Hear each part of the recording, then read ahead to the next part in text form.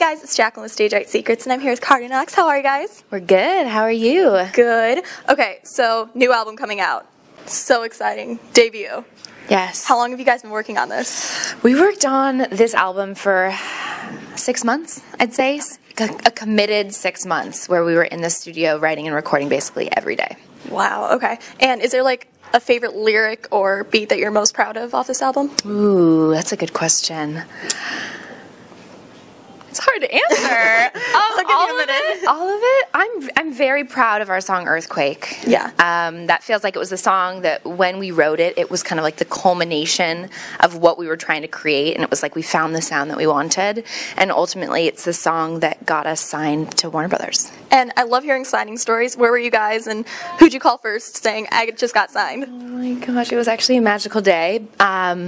We like went into Warner Brothers and had this meeting with the president, Dan McCarroll, and it was like the sun was setting, and it was actually the Jewish New Year, and I'm Jewish, and so it felt like it was like this kind of like spiritual moment. Yeah. It was like starting anew, and we got back to the studio. We actually went back and kept working that night, and Kate, the A&R that signed us, our A&R, she's wonderful, she came by. I went out and called my parents and cried.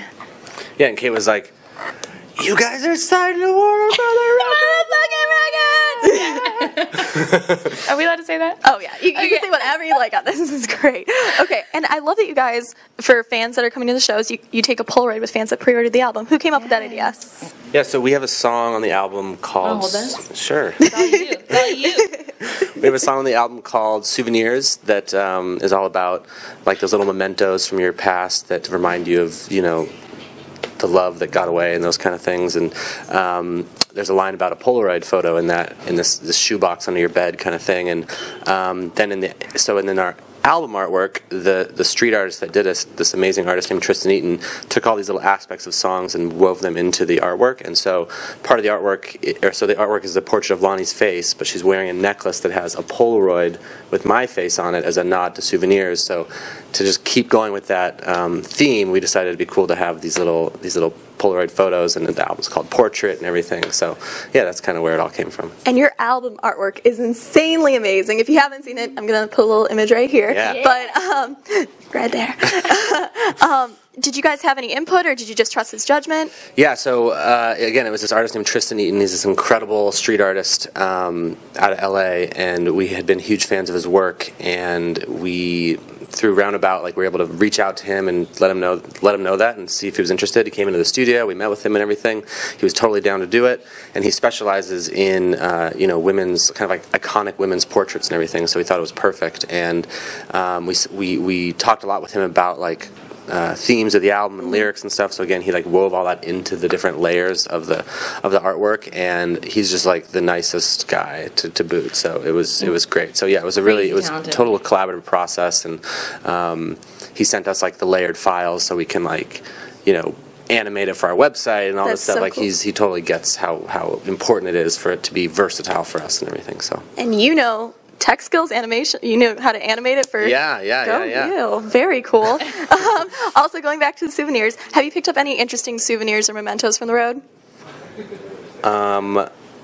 We were just in Toronto yesterday. Oh. And I'm a big fan of Drake.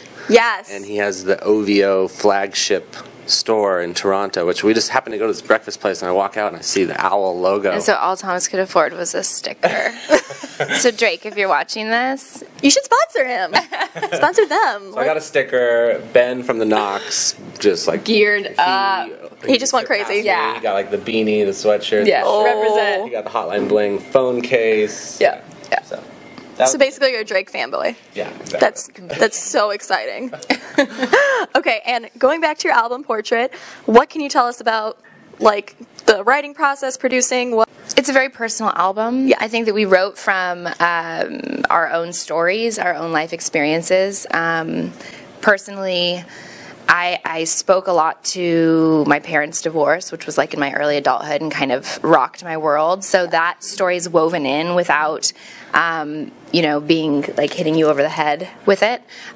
Just the theme of loss and heartache, and then ultimately rebuilding and moving past it. Wow. Yeah. That was summed up perfectly. That was a great job. Okay, and your dad is on Facebook, we saw. So is he your super fan? Oh, my dad is, my parents are my super fans. My dad, that was the funniest thing in the world. I don't think he's ever been on Facebook before. And he gave me a thumbs up on the Cardiknox account via message at like 1 in the morning. I'm like, Dad, where did you come from? Yeah, it's really funny to see, or it's just kind of refreshing to see how your parents find out about certain things, because they don't find out about it in the same way that like our peers do. Like, if somebody tags us in an Instagram post or whatever, tweets at us, obviously we see that. But there's some things that just like slip through the cracks that we don't see. But I swear my dad finds everything that I would never find, like some weird YouTube video of something that uses our song or some live version of something. Like I don't know how we find. So it's endearing just to see the different ways that they it's like are impressed by what we're doing and are supportive of us and everything. That is so great. That's very sweet. And let's just, we have a dog, there's a dog here, and you guys have a dog. Tell me all about him. So it's a French Bulldog. Her name is Sumo. She's a she, but she has a male name, very confusing.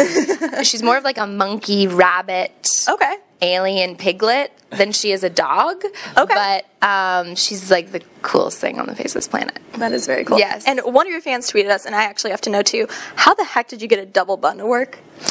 I like to call it an engineering feat. Okay. So did you do this feat, or did you have someone? I wish I could take credit for it. The crew came in. There was like scaffolding. Oh yeah, I bet. It was so this amazing. So her name's Michelle Hodnett. She's killer, and I had done it once before for a photo shoot, but it didn't have to be as tight on my head, but for the video I'm dancing. Yeah. So she actually we did a trial run one day, and she really found a way to like anchor it on my head, and it didn't move. Yeah, it was there for like 5 days. No, I mean, for that whole day. Can we expect a man bun from you, and maybe a double in the future? Be a good look. I have to grow it out a bit more to do that, but okay. Next interview, next tour, we expect a little double man bun tutorial here.